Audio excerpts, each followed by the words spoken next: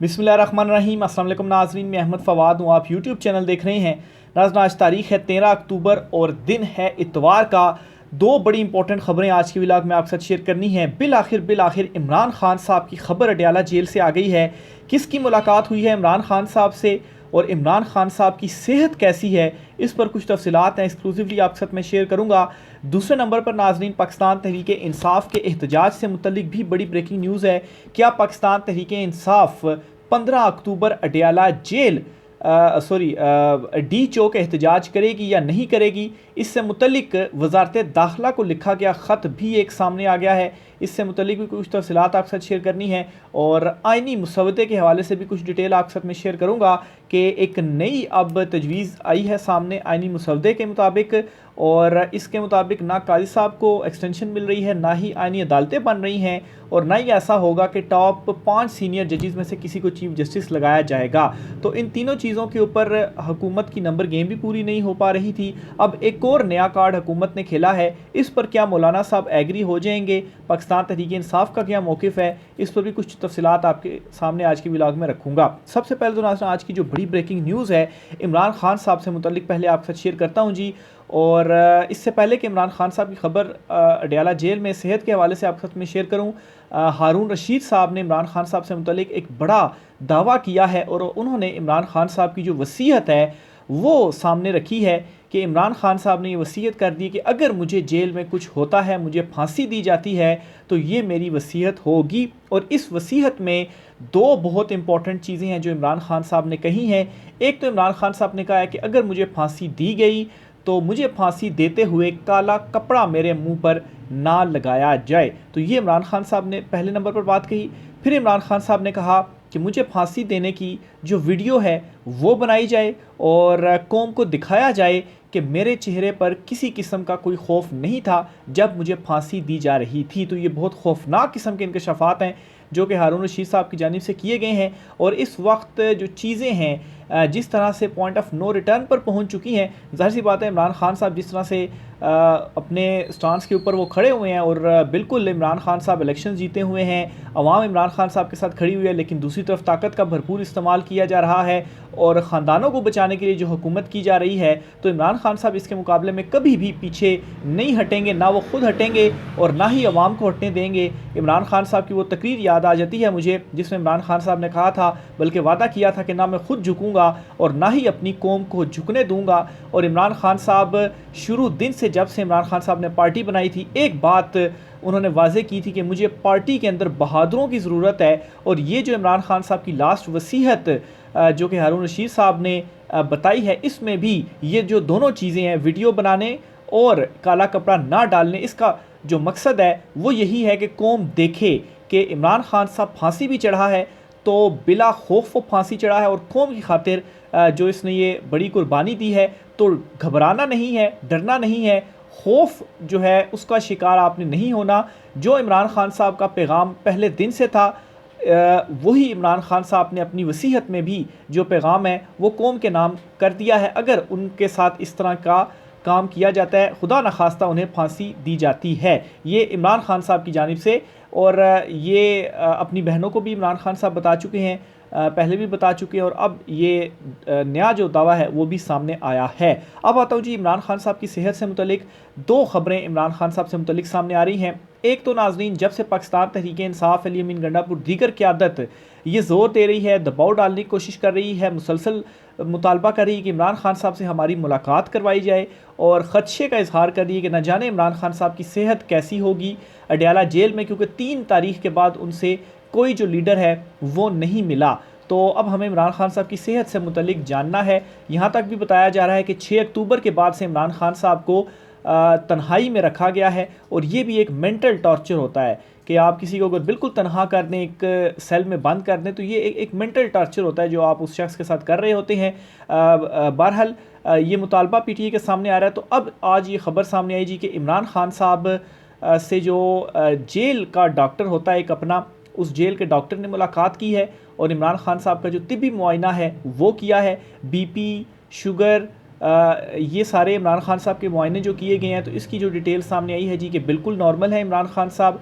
और कुछ जो ब्लड वगैरह के जो सैंपल लिए गए हैं उसके अभी टेस्ट वगैरह के लिए वो भिजवा दिए गए हैं, तो उसकी भी जो डिटेल्स हैं वो सामने आ जाएगी। लेकिन इनिशियल जो इमरान खान साहब का तिब्बी मुआयना किया गया है, तो ख़बर के मुताबिक जी इमरान खान साहब बिल्कुल ठीक ठाक हैं, बिल्कुल सेहतयाब हैं। तो ये तो एक अच्छी खबर आ रही है इमरान खान साहब के हवाले से। लेकिन 2 रोज़ से एक और ख़बर भी चल रही है और इस पर केपी तर्जुमान की जानिब से भी तशवीश का इजहार किया गया और ये कहा गया कि इमरान खान साहब के एक कान में जो है वो इन्फेक्शन हुआ है और कान में इन्फेक्शन की वजह से इमरान खान साहब जो हैं उनकी तबीयत ज़रा ठीक नहीं है और इसकी वजह से इमरान खान साहब बुखार में भी मुब्तला हो सकते हैं और ये जो बुखार है खुदा न खास्ता किसी बड़ी हादसे का भी सबब बन सकता है। तो इन खदशात का इजहार किया जा रहा है। लेकिन जो ख़बर सामने आई है ख़ास तौर पर जब से PTI की तरफ से ये खदशात और इमरान खान साहब से मुलाकात नहीं हो रही थी, तो आज ये खबर सामने आई जी कि इमरान खान साहब का तिब्बी मुआयना हुआ है और इमरान खान साहब बिल्कुल सेहतयाब हैं। लेकिन ये तो ज़राए से ख़बरें चल रही हैं, ज़ाहिर सी बात है अडयाला जेल ज़राए से, या आप ये भी इसको कह सकते हैं कि ताकतवरों की जानिब से कि ज़रा माहौल को कूल डाउन किया जाए कि इमरान खान साहब से मुलाकात तो नहीं करवाई जा रही, तो इस तरह से माहौल को कूल डाउन कर दिया जाए कि इमरान खान साहब जो हैं वो बिल्कुल ठीक हैं और हमने जो है ये जो तिब्बी मुआयना है वो हो गया। इस वजह से ये जो ख़बर है वो बाहर लीक की गई। बहरहाल जी सवाल ये है कि अगर इमरान खान साहब बिल्कुल ठीक हैं तो आप इमरान खान साहब की आखिर मुलाकात क्यों नहीं करवा रहे?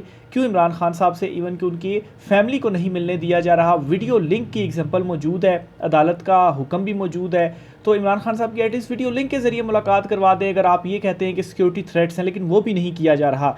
इस सिलसिले में आज PTI की जानिब से वज़ारत दाखिला को एक लेटर भी लिख दिया गया है और इस लेटर में ये कहा गया है कि बैरिस्टर गोहर और हामिद खान साहब इन दोनों को इमरान खान साहब से मिलने दिया जाए।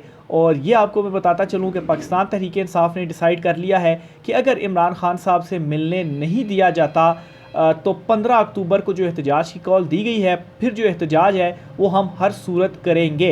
पाकिस्तान तहरीक इंसाफ की सियासी कमेटी का इजलास भी हुआ। इस इजलास में जी ज़राए से ये ख़बर सामने आई कि अली अमीन गंडापुर साहब ज़रा रिलक्टेंट थे, वो चाह रहे थे कि एहतजाज ना हो 15 अक्टूबर का, लेकिन दीगर जो क़यादत थी जिनमें आप कहें कि हमाद अजहर साहब हैं, मुराद सईद साहब हैं, कासिम सूरी साहब हैं, इनकी जानिब से ये कहा गया, इवन के सलमान अकरम राजा जो हैं ये भी एहतजाज के हक़ में थे कि 15 अक्टूबर को एहतजाज होना चाहिए। तो अब ज़ाहिर सी बात है मेजॉरिटी फिर एहतजाज के हक़ में थी, तो फ़ैसला ये किया गया कि एहतजाज होगा। और अगर आप चाहते हैं, ये मैसेज भी दे दिया गया है कि अगर आप चाहते हैं कि एहतजाज ना हो तो फिर उस सूरत में आप इमरान खान साहब से जो मुलाकात है हमें वो करने दें और मुलाकात के बाद ताकि हमारे सामने ये आ सके कि इमरान खान साहब बिल्कुल ठीक हैं और एहतजाज का जो मकसद है वो फिर वैसे तो आईनी तरमीम से रिलेटेड भी हैं चीज़ें, लेकिन चूँकि शंघाई ताउन तंजीम का इजलास भी है तो इसके ऊपर भी हुकूमत जो है वो बिल्कुल अब ऐलानात कर रही है कि किसी सूरत एहतजाज हम नहीं करने देंगे। एहतजाज किया तो पूरे प्लान्स जो हैं IG इस्लामाबाद उनके सामने आ रहे हैं कि ऐसे हम एहतजाज को रोकेंगे, लेकिन ये PTI ने क्लियर कर दिया कि हम फिर एहतजाज करेंगे। तो इससे पहले भी जो PTI एहतजाज लेकर आई थी तो उस एहतजाज को भी तो नहीं रोका जा सका। कितने ज़्यादा जो है वो कंटेनर्स भी लगाए गए, बहुत सारी रुकावटें लगाई गई, लेकिन उसके बावजूद पाकिस्तान तहरीक इंसाफ एहतजाज में कामयाब रही। तो अगर पाकिस्तान तहरीक इंसाफ ने तहैया कर लिया है तो बेशक आप कंटेनर्स लगाएं, जो कुछ मर्ज़ी करें, पाकिस्तान तहरीक इंसाफ जो एहतजाज है वो फिर करेगी। तो बहरहाल ये जो मैसेज है वो पहुंचा दिया गया है। आज वज़ारत दाखिला को लिखा गया पाकिस्तान तहरीक इंसाफ का लेटर भी सामने आ गया है और देखें अगर हामिद खान और बैरिस्टर गौहर साहब को इजाज़त मिल जाती है तो फिर ये चीज़ भी क्लियर हो जाएगी कि इमरान खान साहब की सेहत के हवाले से कि वो बिल्कुल ठीक हैं या वो ठीक नहीं हैं। जो एक तशवीश और ख़दशात वगैरह थे वो भी दूर हो जाएंगे। और फिर सबसे इम्पॉर्टेंट बात कि जो सबसे अहम सवाल था एहतजाज से मुतल्लिक या पाकिस्तान तहरीक इंसाफ की क़यादत को भी इमरान खान साहब से चूँकि मिलने नहीं दिया जा रहा था, तो इमरान खान साहब का अगला लाहे अमल क्या है, इस पर भी इमरान खान साहब की कोई अनाउंसमेंट सामने आ जाए, इमरान खान साहब का मैसेज सामने आ जाए, तो वो चीज़ भी नहीं आ रही थी, तो वो चीज़ भी दूर हो जाएगी। तो ये जी एक दो बड़ी इंपॉर्टेंट डेवलपमेंट्स हैं जो कि आज हुई हैं अडयाला जेल में। और दूसरे नंबर पर पाकिस्तान तहरीक इंसाफ का डी चौक एहतजाज से मुतल्लिक। आगे चलते हुए जी आईनी तरमीम से रिलेटेड भी आपको एक बड़ी ब्रेकिंग न्यूज़ आपके साथ में शेयर करता चलूँ जी। एक नया मुसवदा हुकूमत की जानिब से सामने आया है। तो ये जो नया मुसवदा सामने आया है, इस मुसवदे के मुताबिक ना ही तो काजी साहब को एक्सटेंशन मिलेगी और ना ही आईनी अदालतें बनेंगी। और ना ही ऐसा होगा कि 5 सीनियर जजेस में से किसी को चीफ जस्टिस लगाया जाएगा। यानी कि जस्टिस अमीनुद्दीन खान साहब का बड़ा नाम, बड़ा शोर था कि वो चीफ जस्टिस आ जाएंगे, तो ये तीनों के तीनों हुकूमती जो प्लान्स हैं वो कैंसिल हो गए हैं, क्योंकि नंबर गेम पूरी नहीं हो पा रही थी। मौलाना फजल रहमान साहब नहीं मान रहे थे। अब इन्होंने क्या काम किया है कि अब ये टॉप 3 में से किसी को चीफ जस्टिस लगाना चाहते हैं, और टॉप 3 में तीसरे नंबर पर जस्टिस याह्या अफरीदी साहब हैं। जस्टिस मंसूर अली शाह साहब को तो ये लगाना नहीं चाहते, उन्हीं का तो रास्ता रोकना चाहते हैं। जस्टिस मुनीब अख्तर की तो आप सोचे ही ना। और तीसरे नंबर पर जस्टिस याह्या अफरीदी बन रह गए हैं, तो ये आप चाह रहे हैं कि जस्टिस याह्या अफरीदी साहब को चीफ जस्टिस लगा दिया जाए। और जस्टिस याह्या अफरीदी जो हैं, इनके नाम के ऊपर मौलाना फजल रहमान साहब को भी एतराज़ नहीं होगा, क्योंकि जस्टिस याह्या अफरीदी हम ख्याल नहीं समझे जाते चीफ जस्टिस काजी फ़ैज़ ईसा के। अमीनुद्दीन खान साहब, नईम अख्तर अफ़गान साहब, जमाल खान मंदोखेल जो हैं वो तो काजी ग्रुप से ही समझे जाते हैं, तो इनके ऊपर किसी का एतराज़ भी नहीं होगा, तो इनको लगा दिया जाए। ये अब जो हुकूमती प्लान है वो सामने आया है। हालांकि दो बड़ी इंपॉर्टेंट डेवलपमेंट्स अगर मैं आपको बताऊं ना, तो इन दो डेवलपमेंट्स के बाद जस्टिस याह्या अफरीदी जो हैं उनके ऊपर भी कुछ शक जाता है। वो कैसे? चीफ जस्टिस काजी फ़ैज़ साहब ने जजिस कमेटी के हवाले से जस्टिस मंसूर अली शाह साहब के लेटर में के जवाब में ये लिखा था कि हमने जस्टिस याह्या अफरीदी को कहा था, लेकिन वो उन्होंने इनकार किया, इस वजह से हमने जस्टिस अमीनुद्दीन खान साहब को कमेटी में शामिल किया। हालांकि बाद में ये खबर सामने आई कि जस्टिस याह्या अफरीदी साहब को बाज़ाब्ता तौर पर कुछ दिया ही नहीं गया था रिटर्न में कि आप आएँ, और उनका जो इनकार है वो फिर उन्होंने किस तरह से कर दिया। तो अब इतनी बड़ी बात अगर काजी साहब ने कर दी और जस्टिस याह्या अफरीदी साहब ने इनकार नहीं किया, तो आखिर उन्होंने इसका जो जवाब है वो क्यों नहीं दिया, वो खामोश क्यों रहे? एक पॉइंट। फिर दूसरे नंबर पर जस्टिस याह्या अफरीदी जो हैं, अगर लेट से काजी साहब के हम ख्याल हैं, तो आखिर क्यों काजी साहब ने उन्हें कमेटी में फिर शामिल नहीं किया? अगर इन दोनों हैपनिंग्स के ऊपर थोड़ा सा गौर किया जाए, तो इससे मैं जो अपना पॉइंट इस्टेब्लिश करने की कोशिश कर रहा हूँ वो ये कि जस्टिस याह्या अफरीदी साहब को इसलिए कमेटी में शामिल नहीं किया गया ताकि जिस तरह से अमीनुद्दीन खान साहब या नईम अख्तर अफ़गान साहब या मंदोखेल साहब जो हैं, उनके नाम के हवाले से ये अब जो है वो जोड़ा जाता है काजी साहब के साथ कि वो उनके हम ख्याल हैं, और इनके ऊपर तो पीटीआई कभी नहीं मानेगी। और जस्टिस जो 5 सीनियर जजेस थे उनमें जस्टिस अमीनुद्दीन खान साहब का ही नाम था ना, इसी वजह से ज़्यादा शोर हुआ कि भाई ये तो चीफ जस्टिस इनको किस तरीके से बनाया जा सकता है, ये तो सीनियरिटी में नहीं है। तो याह्या अफरीदी साहब वो शख्सियत हैं जो कि इस हवाले से मुतनाज़े भी नहीं बने, तो मेरे ख्याल से कमेटी में उनको शामिल इसलिए नहीं किया गया ताकि उनको मुतनाज़े होने से रोका जा सके। और अगर कमेटी में वो शामिल होकर ये 63 वाला फैसला करते तो तब तो ये कन्फर्म हो जाता ना कि वो भी हम ख्याल है कायद साहब के, तो तब ये जो टॉप 3 जजेस वाला आया मामला, तो इसमें जस्टिस याह्या अफरीदी जो हैं फिर इनके नाम के ऊपर भी एग्री ना हुआ जाता, और जस्टिस याह्या अफरीदी ने उनकी जो खामोशी है उसकी भी अभी तक कोई जो रीज़न है उसमें सामने नहीं आई। तो मेरे ख्याल से अब जो इनका ये प्लान है जी कि चले उस तरफ तो मामला ख़त्म हो गया, अब टॉप 3 का नाम ले लें और जस्टिस याह्या अफरीदी के ऊपर इस वजह से एतमाद करिए कि हुकूमत के हो सकता है कि ये ट्रिब्यूनल्स के मामले ना खोले और हमारी जो हुकूमत है वो उसी तरीके से चलती रहे। तो अब ये एक नया काम किया जा रहा है जो टॉप 3 जजेस के हवाले से है। जो मुसवदा सामने आया मैं आपको उसकी डिटेल्स शेयर कर देता हूँ। हुकूमत ने वफाकी यानी अदालत की तश्कील का फार्मूला सियासी जमातों के साथ शेयर कर दिया। हुकूमत की जानिब से वफाकी यानी अदालत की तश्कील के हवाले से तैयार करदा ढांचे के मुताबिक सुप्रीम कोर्ट के चीफ जस्टिस का तकर्रुर 3 सीनियर 3 जजेस में से किया जाएगा। मुजवज़ा तरमीम के मुताबिक वफाकी आइनी अदालत चीफ जस्टिस समेत 7 अरकान पर मुश्तमिल होगी।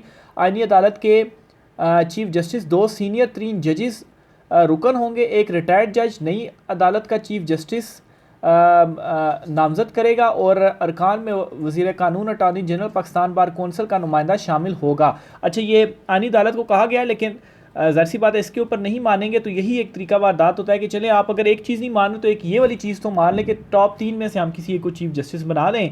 और चूँकि हम आपके काजी साहब की एक्सटेंशन के से भी पीछे हट गए हैं और टॉप 5 जजेस में से किसी को चीफ बनाने के मुतालबे से भी पीछे हट गए हैं, और अब आप आइनी अदालतों को कह रहे हैं हम इससे भी पीछे हट गए हैं, तो चले एक चीज़ तो मान लें कि टॉप 3 में से किसी को चीफ लगा दें। तो ये अब जो प्लान है जी बज़ाहिर समझ आ रही है कि अब जस्टिस याह्या अफरीदी साहब जो हैं उनको चीफ जस्टिस लगाने का प्लान है। तो ये जी कुछ मुसवदे की डिटेल सामने आई हैं। अलीमा खान साहिबा और उज़मा खान साहिबा, इमरान खान साहब की जो दोनों बहनें हैं, इन्हें अडयाला जेल से जेहलम जेल मुंतकिल कर दिया गया है। अभी तक ये अरेस्ट ही हैं और पहले ये अडयाला जेल में थी, अब झेलम जेल में चली गई हैं। और आखिर में जी वज़ीर आला KP के हवाले से भी आपको बताता चलूँ कि एहतजाज के ख़दशे के पेश नज़र अब क्या कर दिया गया कि वज़ीर आला KP अली अमीन गंडापुर साहब को 23 अक्टूबर तक गिरफ़्तार करके अदालत पेश करने का जो हुक्म है वो अदालत की जानिब से दे दिया गया है। और इनके जो वारंट गिरफ़्तारी थे अदम पेशी पर मुसलसल जो जारी किए जा रहे थे उन्हें बरकरार रखा गया है। तो अगर अमीन गंडा साहब आते हैं तो उनको अगर गिरफ़्तार किया जाता है तो एक जवाज़ फराम कर दिया जाएगा। देखें जी अदालत ने तो उनकी गिरफ़्तारी के वारंट जारी किए हुए थे, लेकिन मेरे ख्याल से जिस तरह से पहले भी गंडापुर साहब आए थे उसके बाद 24 से 30 घंटे वो गायब रहे और फिर अचानक से KP में नमूदार हो गए, तो ये फिर उस टाइम भी वारंट थे तो उस टाइम भी तो गिरफ़्तार कर सकते थे, लेकिन नहीं किया गया। बहरहाल जी देखें आप PTI एहतजाज और मज़ीद तफ़सीलात के हवाले से जो लेटर है उसका क्या जवाब आता है। जो भी मज़ीद चीज़ें होंगी आपसे शेयर करते रहेंगे, राय का इज़हार कीजिएगा। इजाज़त दीजिए, अल्लाह हाफ़िज़।